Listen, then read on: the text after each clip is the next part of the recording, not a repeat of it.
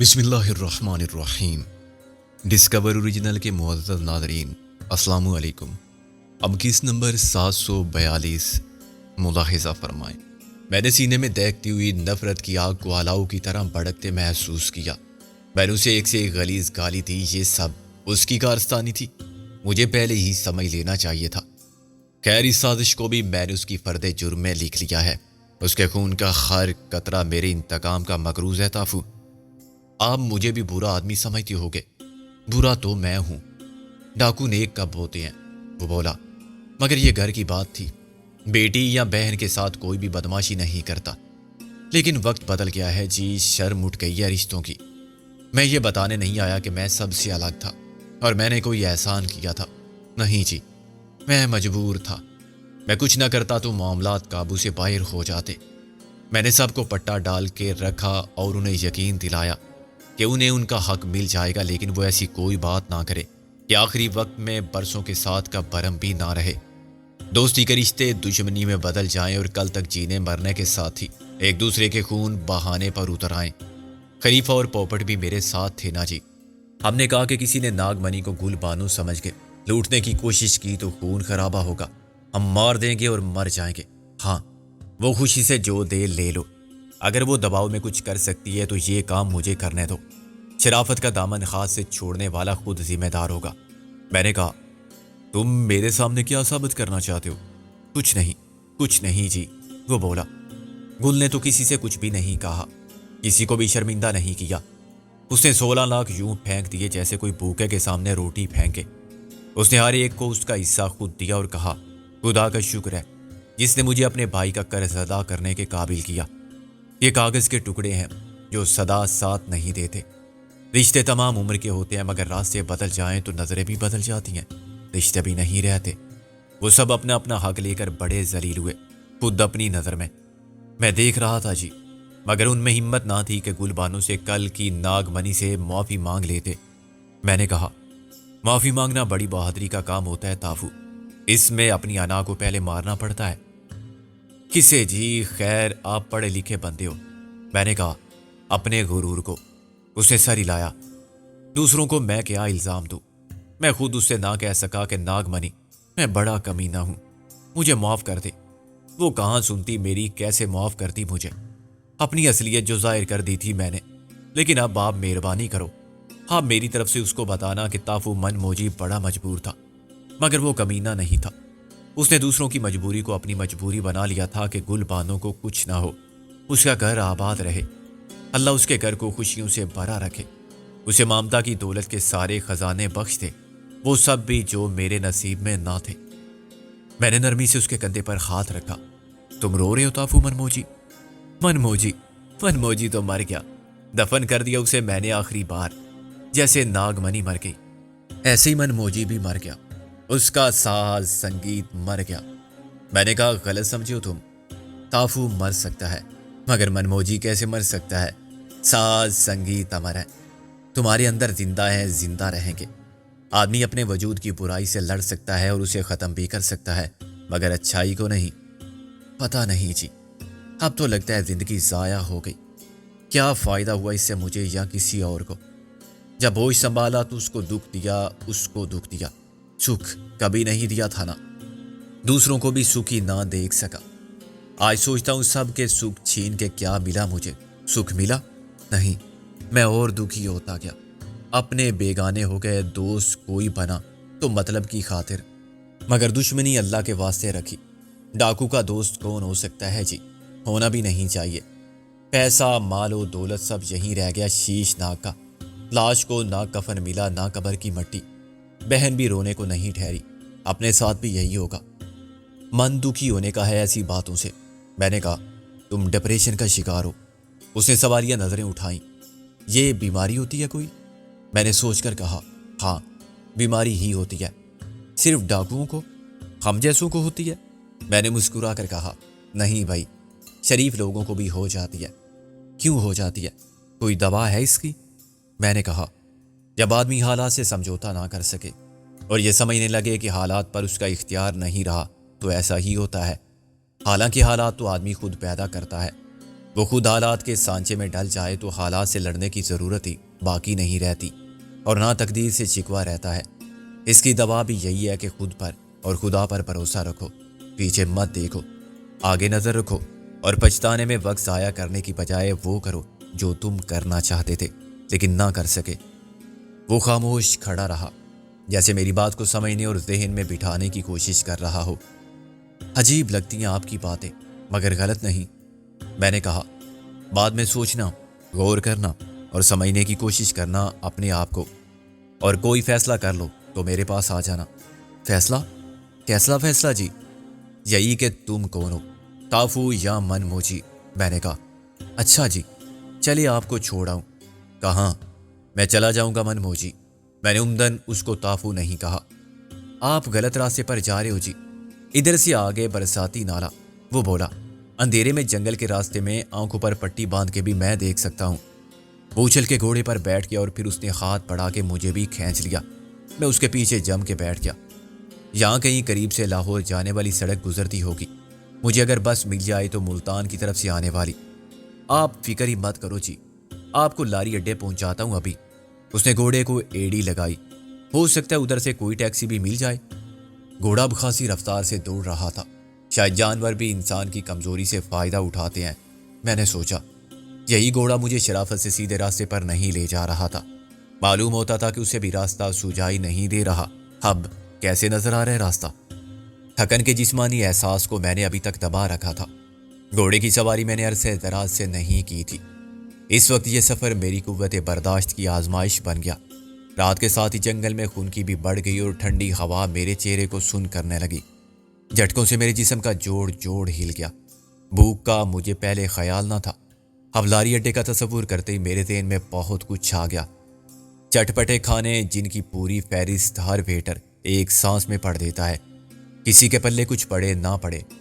تندور سے نکلنے والی گرما گرم روٹی کی سوندھی مہک، ابلتی چائے کی خوشبو۔ 1 گھنٹے بعد مجھے تافو نے ایک روڈ سائڈ ریسٹورنٹ کے سامنے اتارا، جہاں ملتان کی طرف سے آنے والی چند بسیں پہلے سے موجود تھیں اور ان کے مسافر رات کا کھانا کھا رہے تھے۔ یہ ہر بس کے ڈرائیور یعنی استاد محترم کی مرضی پر منحصر ہے کہ وہ مسافروں کو کس قیمت پر کہاں لنچ یا ڈنر تناول فرمانے پر مجبور کر دے۔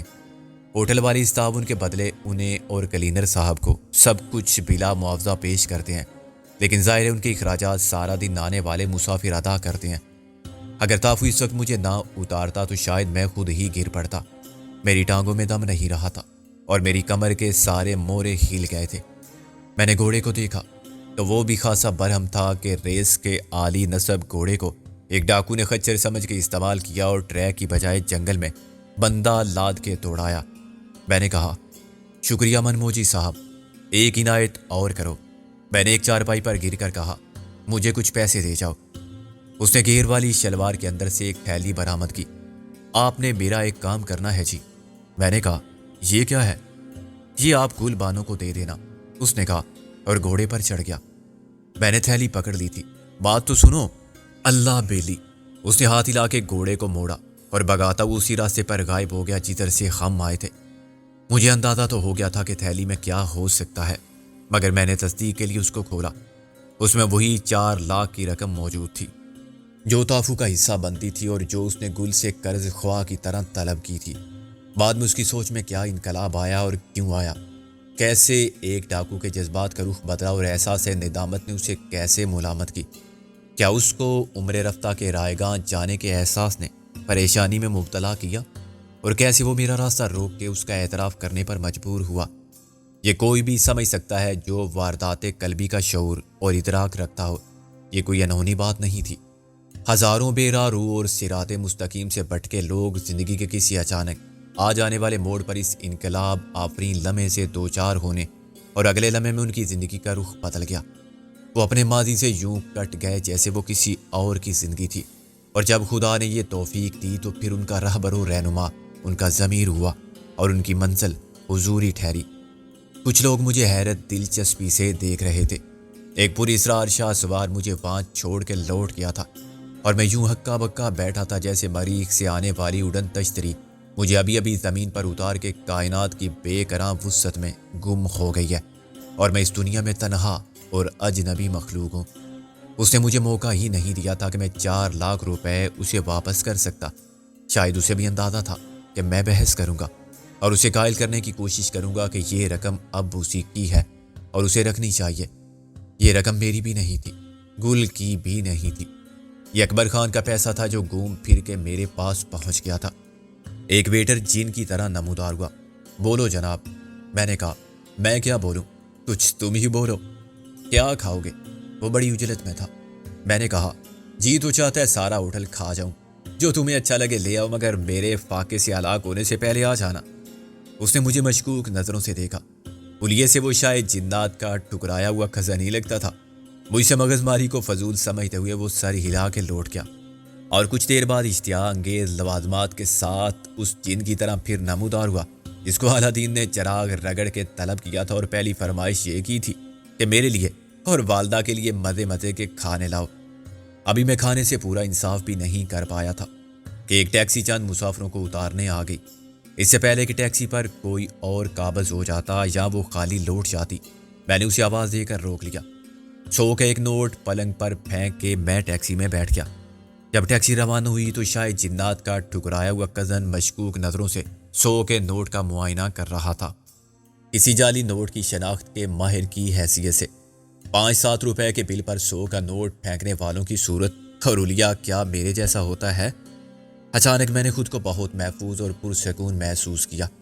بالآخر میں بھی اس دلدل سے نکل آیا جس میں نادانستگی کے باعث محسن اور گل نے قدم رکھ دیا تھا۔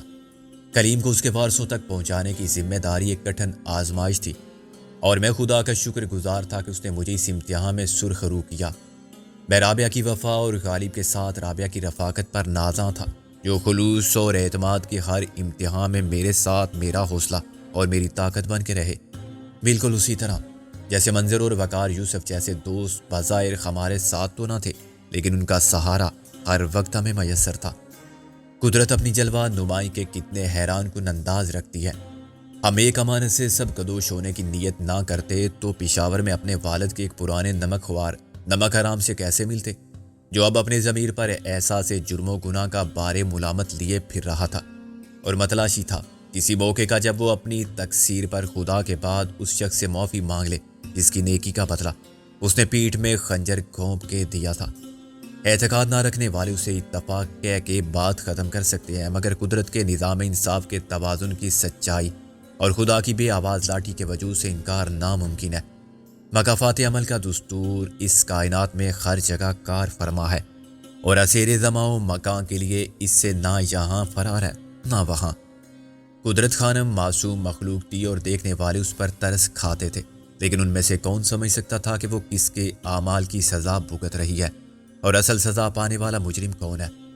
خدا نے مجھے بھی توفیق دی کہ میں عفو و درگزر، عدل و احسان کے ساتھ اپنے والد کا ایک قرض معاف کر سکوں اور ثابت کر دوں کہ میں اسی سمندر کی ایک لہر، اسی ابر باران کی ایک فوار اور اسی خاک کا ایک ذرہ ہوں۔ میں اپنے باپ کا بیٹا، اسی کی طرح بے ریا، کینے سے پاک دل رکھنے والا اور عمل کی نیکی پر یقین رکھنے والا۔ سفر و سیلہ ظفر، اس پرانی کہاوت کی صداقت لوٹ کر گھر آنے تک ثابت ہو گئی تھی۔ زندگی تو ایک مسلسل مارکہ سود و ضیاع ہے، لیکن وقت کا ہر لمحہ اپنے دامن میں ایک تجربہ رکھتا ہے، اور ان تجربات کا حاصل وہ عمر ہے جسے کچھ لوگ ماہ و سال کے حساب سے شمار کرتے ہیں۔ علامہ اقبال نے کہا تھا، تو اسے پیمانہ امروز و فردا سے نہ ناپ، اور غالب نے کہا تھا کہ گردش رنگ چمن ماہ و سال اندلیب۔ کچھ لوگ 100 سال جی کے بھی نہیں سیکھتے اور ذہنی طور پر عقل اور تجربے کی اس منزل تک نہیں پہنچ پاتے جہاں کوئی جینیس وقت کی چوتھائی مسافت طے کر کے یا کوئی صاحب بصیرت نصف عمر گزار کے پہنچ جاتا ہے۔ اس سفر میں سند بعد لوٹا تو اس کے پاس نئے افسانے تھے اور نئے عجائبات کے قصے تھے۔ اس نے دیکھا تھا کہ مہذب و معتمد دنیا سے، پہاڑوں کی سنگلاخ وسعتوں سے، قبائلی علاقے کے غیرت مند اور باہمیت لوگ آج بھی اجداد کی روایات کے امین ہیں۔ سند بعد نے دوستوں کے ساتھ دشمنوں کے ان گنت چہرے دیکھے تھے جو شیطان کی طرح شکلیں بدل بدل کے سامنے آتے تھے۔ کبھی استاد پیڈرو دوست بن کے نمودار ہوتا تھا اور اپنی مظلومیت کا ناٹک رچاتا تھا، پھر اکبر خان طاقت اور فرونیت کے بھرپور اظہار کے ساتھ دوستی کی نقاب ڈال کے سامنے آتا تھا۔ خلیفہ کیکر جیسے مکروہ فریب کے بندے خدا کے سادہ دل بندوں کے پیر و مرشد اور نجات دہندہ دکھائی دیتے تھے۔ اس سے بہتر تافو جیسے ڈاکو تھے جو اپنے مکروہ عزائم پر نیکی اور روحانیت کی نقاب نہیں ڈالتے تھے۔ میں نے اس سفر میں وہ ڈاکو بھی دیکھے جو منافقت سے کام کیے بغیر شرمندگی کے ساتھ خود کو ڈاکو تسلیم کرتے تھے، اور وہ ڈاکو بھی جو کسی شرم کے بغیر اپنے معزز ہونے پر نازاں تھے۔ حالات و واقعات کے اس گورکھ دندے میں ابھی تک کسل کہانی وہی تھی، پس پردہ وہی چہرے تھے اور وہی ان کے عزائم تھے۔ جیسے بچوں کی ذہانت آزمانے کے لیے ایک ہی تصویر کو کبھی رنگوں میں گم کر دیا جائے، کبھی لکیروں میں، کبھی نقطوں میں، اور گہری قوت مشاہدہ رکھنے والا اسے پھر بھی شناخت کر لے۔ سارے رنگوں، ساری لکیروں، سارے نقطوں کے درمیان لیکن سب سے الگ زندگی کے ساتھ آزمائش کے مرحلے تھے، اور زندگی کا ساتھ ابھی ختم نہیں ہوا تھا۔ نیا جال لانے والے پرانے شکاری بھی تھے، اور ہم بھی جو اس شکار گاہ میں بیک وقت شکار بھی تھے اور شکاری بھی۔ آج بھی چودھری دلاور اینڈ کمپنی کے لیے MRS کا وجود ختم نہیں ہوا تھا۔ یہ چیلنج اسے بار بار نئے سرے سے جارحیت پر اکساتا تھا، پھر موافقت پر مجبور کرتا تھا۔ اس چیلنج سے نمٹے بغیر اس کے لیے کامیابی کا تصور ادھورا تھا۔ وہ ناکامی ہزیمت کے خوف سے دامن نہیں چھڑا سکتا تھا، اور اس کے لیے مقاصد کا حصول سراب تک رسائی سے زیادہ اعصاب شکن ہوتا تھا۔ اس کے ساتھ اب ڈیسوزا نہیں تھا، یا SSP سراج نہیں تھا، تو ہمارے ساتھ استاد ڈیڈی نہیں تھا، شیلا نہیں تھی۔ چودھری دلاور نے جو سب سے خطرناک مورا آگے بڑھایا تھا وہ اکبر خان تھا، جو ڈبل گیم کھیل رہا تھا۔ ڈبل گیم کھیلنے کی کوشش تو استاد پیڈرو نے بھی کی تھی، مگر وہ اپنے مادی پر پردہ ڈالنے میں ناکام تھا، اور وہ سونے کا بن کے بھی آ جاتا تو ہم اس کو پیتل کے بھاؤ قبول نہیں کر سکتے تھے۔ اکبر خان کا معاملہ مختلف تھا۔ اس کی شخصیت ابھی تک پوری اسرار تھی، اور اس نے خود کو ناقابل فہم بنا رکھا تھا۔ ٹیکسی میں بیٹھ کے میں اپنے خیالات میں ایسا محو ہوا کہ میرے لیے وقت رک گیا۔ میں بھول گیا کہ ٹیکسی کے چاروں پہیے تیزی سے گھوم رہے ہیں، بالکل اسی طرح جیسے زمین کا سورج کے گرد طواف جاری ہے۔ میرے ساکت وجود کے نیچے سے سڑک اسی طرح نکلتی جا رہی ہے جیسے مسلسل رواں وقت کے تیزی سے گزرتے ہوئے لمحے میرے احساس کی گرفت میں آئے بغیر نکل رہے ہوں۔ اچانک میں نے خود کو لاہور میں پایا، وہی اپنائیت کے احساس کی خوشبو سے معمور فضا تھی جس نے مجھے جھنجھوڑ کے ہوشیار کیا۔ میرے شہر کے گلی کوچے آباد تھے، روشنیاں مسکرا رہی تھی، اور نیون سائن جل بجھ کے مجھے خوش آمدید کہہ رہے تھے۔ ہر گزرنے والے سائن بورڈ کی عبارت پکارتی تھی، جی آیا نو۔ الفاظ تو محض جذبات کی علامت ہے۔ ایک دم میری ساری تھکن کی دھند غائب ہوگی، اور میری خوشی ایک بھرپور دن کے اجالے کی طرح غالب آ گئی۔ میں نے کہا، کہاں چلے جا رہے ہو بادشاہو؟ پوچھ تو لو مجھے کہ کہاں جانا ہے۔ کیا آپ سو گئے تھے جی؟ میں نے کہا، اگر کوئی سو جائے تب بھی تمہیں دیکھ لینا چاہیے کہ کہیں وہ مر تو نہیں گیا۔ اللہ معاف کرے، اس نے بے اختیار کہا۔ میں تو چلتا جا رہا تھا کہ جہاں آپ کہو گے گاڑی موڑ دوں گا، جہاں بولو گے رک جاؤں گا۔ میں نے کہا، اس نہر کے مال والے موڑ سے صدر کی طرف جانا ہے، بازار سے سیدھا راستہ پکڑ لو، راستوں سے تو واقف ہو نا۔ وہ انسا، لو جی، ہم تو ادھر ہی پیدا ہوئے، ادھر ہی مریں گے۔ میں نے کہا، اچھا کیا حال ہے لاہور کا؟ اس نے مجھے پلٹ کے دیکھا۔ لاہور ہے جی، آپ کہیں باہر سے آئے ہو؟ میں نے کہا، پتہ نہیں میں اندر تھا کہ باہر۔ آدمی اندر ہو تب بھی باہر کا کیا پتہ چلتا ہے، اور باہر ہو۔ اس نے مجھے یوں دیکھا جیسے فیصلہ کرنا چاہتا ہو کہ میں جیل سے چھوٹا ہوں یا پیچھے بیٹھ کے پیتا رہا ہوں۔ کس کے گھر جانا ہے جی؟ میں نے ہنس کے کہا، کیا تم مجھے عبد الودود منظر کے گھر پہنچا دو گے اگر میں صرف نام بتا دوں؟ بہت بڑا وکیل ہے ہائی کورٹ کا، بہت موٹا ہے، بہت آرامی ہے، 15 بچے ہیں، سالے کے باز نہیں آتا۔ ٹیکسی ڈرائیور کا شک قوی تر ہو گیا کہ میں نشے میں ہوں۔ آپ گھر کا راستہ تو پہچانتے ہو نا جی؟ اس نے کچھ گھبرا کر کہا۔ میں نے کہا، فکر مت کرو، میں نشے میں نہیں ہوں، میں بھی اسی زندہ دل شہر کا پرورتہ ہوں، بہت دن بعد لوٹا ہوں تو کچھ ترنگ میں ہوں۔ کہاں گئے ہوئے تھے جی؟ میں نے کہا، یہ ایک بہت لمبی کہانی ہے، کیا کرو گے سن کے؟ تمہیں تو ہر روز ہی ملتی ہوں گی ایسی کہانیاں، ہر آدمی مسافر ہے اور ایک کہانی ہے۔ لو اب گاڑی کو موڑ دو دائیں طرف اور سیدھے ہاتھ پر تیسرے کھمبے کے سامنے روک لو۔ میں نے ڈرائیور کو 100 کا ایک نوٹ پیش کیا۔ کھمبے کی روشنی میں پرکھ لو، یہ جعلی نہیں ہے، اور یہ لو دوسرا، یہ بھی اصلی ہے۔ اس نے ساری لایا اور نوٹ جیب میں رکھ کے باقی رقم واپس کرنے لگا، لیکن میں اتنی دیر میں گیٹ پر پہنچ چکا تھا۔ ڈرائیور کو جب یقین آ گیا کہ میں واقعی 90 روپے واپس لینے کے موڈ میں نہیں ہوں تو اس نے ہاتھ ہلایا اور گاڑی کو یو ٹرن کاٹ کے واپس لے گیا۔ مال مفت دل بے رحم۔ اکبر خان کی دولت سے میں تھوڑی سی خوشی ایک ویٹر کو دے چکا تھا جو شاید جنات کا کزن تھا، اور اب اس ڈرائیور کو ٹپ دیتے ہوئے بھی میں نے 9 لتیے کی طرح حاتم تائی کی قبر پر لات ماری تھی۔ لیکن میں خوش تھا اور دوسروں کو خوش دیکھ کے مزید خوش ہونا چاہتا تھا۔ میں کال بیل کو انگلی سے دبا کے کھڑا ہو گیا تھا۔ گھنٹی کچھ دیر بجتی رہی، پھر خاموش ہو گئی۔ غالباً گھنٹی کا کوائل چل گیا تھا۔ اس قسم کی گھنٹی کے بٹن کو ایک بار دبا کے نہ چھوڑا جائے تو یہی ہوتا ہے، مگر جو یہ بات یا تمیز نہیں جانتے وہ ایسا ہی کرتے ہیں۔ میری بدتمیزی کا مقصد دبدل ودود منزل سے گالیاں سننا تھا۔ وہ اندر سے چلاتا ہوا برآمد ہوا، وہ یار کون آیا ہے بھائی؟ قیامت آئی ہے ساتھ کیا؟ انگلی پھنس گئی ہے بٹن میں؟ میں نے کوئی جواب نہیں دیا، اور جب منظر نے گیٹ کھولا تو میں چیخ مار کے اس سے لپٹ گیا۔ اوے گیدڑ سنگا کی حالت تیرا کھوتے دے پتر۔ منظر کمبل میں لپٹا ہوا تھا۔ پہلے تو جواب میں اس نے بھی کہا، اوے اوے ہٹ، کون ہے بھوت کے بچے، ابے جان چھوڑ میری۔ پھر اس نے میری آواز پہچان لی اور اس نے کمبل پھینک کے مجھے مکہ مارنے کی کوشش کی۔ گیدڑ سنگھ کی اولاد۔ میں اندر بھاگا، ارے بچوں مجھے بچاؤ، تمہارا باپ پاگل ہو گیا ہے، قتل کرنا چاہتا ہے تمہارے چاچا کو۔ اندر سے منظر کی بیوی پریشان ہو کر نکلی۔ اس کے 4-6 بچے ماں کے پیچھے نمودار ہوئے۔ اس وقت منظر کمبل اٹھا رہا تھا۔ میں نے کہا، بابی جی سلام۔ اس نے مسکرا کر کہا، حد کرتے ہیں آپ بھی سکندر بھائی، مجھے دہلا دیا، ایمان سے دل ایسے پھڑک رہا ہے۔ میں نے کہا، ارے بھابی جان، ابھی تک آپ کا دل اتنا کمزور ہے اس ریچھ کے ساتھ رہ کے بھی؟ منظر نے کہا، اندر چل بوتنی کے، میری بیوی کو میرے خلاف مت کر۔ میں نے اندر جا کر ادھر ادھر دیکھا، بھابی وہ کہاں ہے؟ منظر کی بیوی نے تعجب سے کہا، کون بھیا؟ 15واں، جو 16ویں سے پہلے آیا ہے اور 14ویں کے بعد۔ قسم خدا کی مجھے تو بڑی خوشی ہوئی کہ کسی نے تو ہمت کی فیملی پلاننگ والوں کی ایسی تیسی کرنے کی۔ اللہ اور برکت دے، اور اللہ کرے زور شباب اور زیادہ۔ منظر کی بیوی کا چہرہ سرخ ہو گیا۔ اتنے دن بعد آئے ہیں اور آتے ہی منظر نے کہا، تم جاؤ، اس کی اوجری خالی ہے نا، اس لیے اول فول بک رہا ہے، میں کرتا ہوں اس کا دماغ درست۔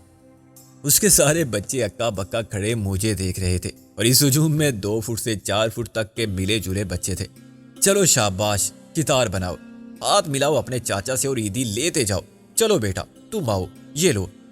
پہلے بچے نے 100 کا نوٹ پکڑ کے خوشی سے چھلانگ ماری اور غائب ہو گیا۔ اس کے بعد اڑبونگ مچ گئی۔ جب میدان صاف ہو گیا تو میں جوتوں سمیت چارپائی پر لیٹ گیا۔ منظر نے مجھے پور ملامت نظروں سے دیکھا۔ بچوں کو جعلی نوٹ دیے ہیں؟ میں نے کہا، اگر بچوں کی ولدیت جعلی نہیں ہے تو نوٹ بھی اصلی ہیں۔ پھر کیا حرام کا مال ہے؟ مال غنیمت ہے جو حلال ہوتا ہے۔ میں نے کہا، کیا تو جانتا ہے کہ یہاں میں تجھے قتل کرنے آیا تھا؟ بچے سامنے آ گئے تو میرے جذبات بدل گئے، ان کی یتیمی کے خیال سے ارادہ بدل دیا۔ وہ ہنسنے لگا، بے کیا ملے گا تجھے مجھے قتل کر کے؟ الزبتھ ٹیلر کے شور کو قتل کر بیوی سے شادی کا ثواب بھی لے، اور میں نے کہا، قتل کی وجہ زیادہ اہم ہے۔ تو نے میری ہدایت پر حرف بحرف عمل کیوں نہیں کیا تھا ناخلف؟ 16 لاکھ میں نے تجھ سے منگوائے تھے، تو نے اپنے والد ثانی کو بھیج دیا۔ اس نے کہا، یہ سب اس چورو کے غلام کا آرامی پن تھا جو محض نام کا غالب ہے ورنہ ہے مغلوب۔ اس نے کہا کہ منظر صاحب، رام رام جپتا پرایا مال اپنا۔ اکبر خان کیا ڈاکو نہیں ہے؟ ڈاکو کا مال ہی جائے ڈاکوؤں کے پاس تو اچھا ہے۔ بعد میں پریشان ہونے لگا کہ کہیں اکبر خان کوئی ہاتھ نہ کر جائے، اس کے 16 لاکھ جائیں گے تو اسے کچھ نہیں ہوگا، مگر ہمارے سکندر اعظم کی فوج کو شکست نہ ہو جائے اس پورس کے ہاتھی سے۔ اس کے بعد وہ خود آیا، اکیلا کہاں، وقار یوسف بھی تو ساتھ تھا۔ میں نے کہا، اس کا ساتھ آنا حیرت کی بات تھی۔ وہ تو میں نے روک لیا اس بلائے بے درماں کو جسے نازو کہتے ہیں۔ وہ کمر بستہ تھی غالب کے ساتھ جانے پر۔ غالب نے مجھ سے کہا کہ یار وہاں میں صورتحال کو سنبھالوں گا یا اس بوت کی بچی کو، ایک تو معاملہ ہے ڈاکوؤں کا۔ منظر نے کہا، یہ اندر کرائے گی تھانے جا کے۔ میں نے چائے میں خواب آور گولی ملا کے دے دی۔ وہ سو گئی تو غالب بھاگ گیا وقار یوسف کے ساتھ۔ غالب زندہ ہے یا واپس پہنچتے ہی مارا گیا نازو کے ہاتھوں؟ منظر ہنسا۔ نازو کو شک ہوتا تو وہ مجھے بھی معاف نہ کرتی، مگر غالب نے تو آتے ہی اس کو بہت ڈانٹا ڈپٹا کہ کیا ضرورت تھی بعد میں بھی اٹھنے کی۔ میں تو سمجھا تھا ہمیشہ کی نیند سو گئی۔ وہ بڑی پریشان اور شرمندہ تھی کہ آخر عین وقت پر اسے نیند کیسے آ گئی۔ وہ اٹھ گئی تھی غالب کے جانے کے چند گھنٹے بعد۔ یہ نیند کی گولی دینے کا خیال کسے آیا تھا؟ سچی بات تو یہ ہے کہ آئیڈیا غالب کا تھا، مگر عمل میں نے کیا۔ منظر کہہ کا مار کے ہنسا۔ میں نے کہا میرا خیال تھا کہ سب یہاں ہوں گے۔ وہ گاڑی وقار یوسف کے گھر سے گئی تھی، سب لوگ سیدھے وہیں چلے گئے۔ میرے پاس فون آیا تھا کچھ دیر پہلے محسن کا، تیری طرف سے کچھ پریشان تھا، اس نے سب بتایا مجھے، تو میری اولاد سمجھی میں پاگل ہو گیا ہوں۔ اتنی ہنسی آئی مجھے، یار یہ آج کل کی اولاد اتنی جلدی باپ کو پاگل کیوں سمجھنے لگی ہے؟ میں نے آ بھر کے کہا سب قرب قیامت کی نشانیاں ہیں۔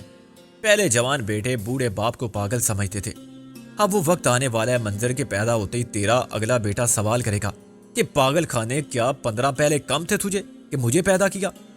منظر کی بیوی اسی وقت کھانا لے کر آئی۔ بچے تو اللہ کی رحمت ہوتے ہیں بھیا، اب تم خود کو دیکھو، پھر رہے ہو شتر بے مہار بنے، گھر بسا لیتے تو آج ماشاءاللہ سے تمہارے بھی ہوتے۔ بچے ہوں تو کس کا دل چاہتا ہے رونق چھوڑ کے باہر جانے کو، اور جو صبح کے گئے شام کو لوٹتے ہیں، تو بچے کیسے چمٹتے ہیں باپ سے؟ اس کی زبان کی کینچی چل پڑی تھی۔ میں نے کہا یورپ میں بچوں کی ماں چمٹتی ہے بھابھی۔ اس نے برا مان کے کہا وہ تو ہوتی ہی ہیں بے حیا۔ میں نے کہا چھوڑے بھابھی، یہ اپنی مشرقی بیویاں کیا خاک محبت کرتی ہیں؟ دور سے منمنا کے کہا السلام علیکم جی، اور پھر گھس گئی کچن میں۔ سمندر سے ملے پیاسے کو شبنم میمیں ہوتی ہیں، پیار کا بپھرا ہوا سمندر، ایسے موج کی طرح اٹھتی ہیں اور ساحل سے ٹکراتی ہیں۔ وہ کیا شعر ہے غالب کا، آج سینے نال لگ جا تھا کر کے۔ منظر کی بیوی دم بخود رہ گئی، ایسی بے شرمی کی باتیں میں نے اس کے سامنے کبھی نہیں کی تھی۔ تمہارا تو دماغ چل گیا بھیا لندن میں رہ کے، یہ سب رابعہ کو پتا چلا تو؟ میں نے کہا کون رابعہ؟ کیسی رابعہ؟ ہم تو واپس جا رہے ہیں لندن اور وہیں رہیں گے، روز بیاہ کریں گے میموں سے۔ یہ دیسی بیویاں ویسی دماغ خراب کر دیتی ہیں، ان کا بس چلے تو سال میں 4 بار بچے تھے۔ وہ سخت خفا ہو کے رخصت ہو گئی تو میں نے کہا یار اس کے بغیر چارہ نہیں تھا، وہ بولتی رہتی تو ہم خاک بولتے، آخر تو اس کی زبان پر تالا ڈال کے کیوں نہیں رکھتا؟ منظر نے آ بھری کس کس چیز پر تالا ڈالے آدمی، خیر تو کھانا کھا اور یا تو سو جا یا دفع ہو جا۔ کھانا تو میں نے کھا لیا تھا، چائے کافی اب ملنے سے رہی، اس لیے چلتے ہیں وقار یوسف کی طرف۔ میں نہیں اس وقت کہیں جانے والا، تو گاڑی لے جا۔ گاڑی کے گھوڑے، مجھے راستہ معلوم ہوتا تو میں ٹیکسی میں سیدھا ادھر نہ چلا جاتا، تیرے اس چڑیا گھر کے 15ویں مہمان کو دیکھنے کیوں آتا؟ اس کی صورت کس سے ملتی ہے؟ اس نے افسوس سے ساری لایا، وحید مراد سے۔ میری بیوی اس پر عاشق ہے، بیشتر بیویاں اس پر عاشق ہیں دوست، کیا ہو سکتا ہے صبر کے سوا؟ میں نے کہا چل تو سو جا، مجھے راستہ سمجھا دے اور اپنی گاڑی دے دے۔ میں فون کر دوں نے؟ نہیں، تھوڑا سا سرپرائز ٹھیک رہے گا۔ منظر نے کورونا مارک 1 لے لی تھی جو بالکل نیا ماڈل تھا، اور اسے چلا کے میں نے یوں محسوس کیا جیسے میں ہوائی جہاز میں پرواز کر رہا ہوں۔ اس سے یہ بھی ثابت ہوا کہ منظر کی پریکٹس خوب چل رہی ہے، ورنہ وہ ایسی قیمتی اور سبا رفتار گاڑی کہاں سے لیتا؟ رات کے وقت مال روڈ سنسان تھی، بیشتر دکانیں بند ہو رہی تھی، کافی ہاؤس کھلا ہوا تھا، لیکن وہاں اکیلے بیٹھ کے کافی پینے میں کوئی لطف نہ آتا۔ چنانچہ میں گولی کی طرح زمزمہ تک سیدھا گیا اور پھر بائیں ہاتھ کو مڑ گیا۔ آگے سڑک زیادہ ویران تھی، میں ماڈل ٹاؤن تک رکے بغیر چلتا چلا گیا۔ پھر میں نے منظر کے بتائے ہوئے پتے کی نشانیوں کو ذہن میں رکھتے ہوئے راستہ طے کیا، اور پون گھنٹے بعد وقار یوسف کے نئے گھر کے سامنے تھا۔ وہاں وہ گاڑی بھی موجود تھی جس میں محسن اور گل واپس پہنچے تھے۔ اب اس پر ایک سرکاری نمبر نظر آ رہا تھا۔ خلاف توقع اندر خاموشی تھی۔ میں نے گھنٹی بجائی تو اندر سے ایک ملازم برآمد ہوا۔ میں نے کہا گھر کے لوگ کہاں ہیں؟ اس نے مجھے غور سے دیکھا۔ آپ سکندر صاحب ہیں نا جی؟ میں نے کہا یہ میرے سوال کا جواب نہیں ہے، وہ لوگ ادھر ہیں نئی کوٹھی میں۔ اس نے کہا، میں نے کہا یہ کوٹھی بھی نہیں ہے، گل برگ والی کوٹھی سر، ملازم نے کہا، مگر مجھے ابھی ابھی وکیل صاحب نے بتایا ہے کہ یہ پتہ وقار صاحب اور ان کے مہمان یہاں ہوں گے۔ میں نے برہمی سے کہا یہیں تھے جناب، ابھی تھوڑی دیر پہلے گئے ہیں، کہہ گئے تھے کہ آپ وہاں آ جائیں۔ نوکر ڈر گیا، یہ پتہ میں نے بڑی مشکل سے تلاش کیا تھا، جانے سے پہلے منظر کو بتا جاتے کہ میں سیدھا اتر جاتا۔ خیر تم بتاؤ یہ گلبرگ والی کوٹھی کہاں ہے؟ میں نے کہا۔ نوکر نے کہا 1 منٹ جناب، اور اندر چلا گیا۔ وہ 1 منٹ سے بھی پہلے لوٹا تو اس کے ہاتھ میں ایک کاغذ تھا جس پر پتہ بھی تھا اور نقشہ بھی۔ میں نے اسے جیب میں رکھ کے گاڑی پھر سٹارٹ کی۔ تمہیں معلوم ہے آخر ان کے ایک دم انتقال کی وجہ کیا تھی؟ ہے جی، نوکر بھونچ کا رہ گیا۔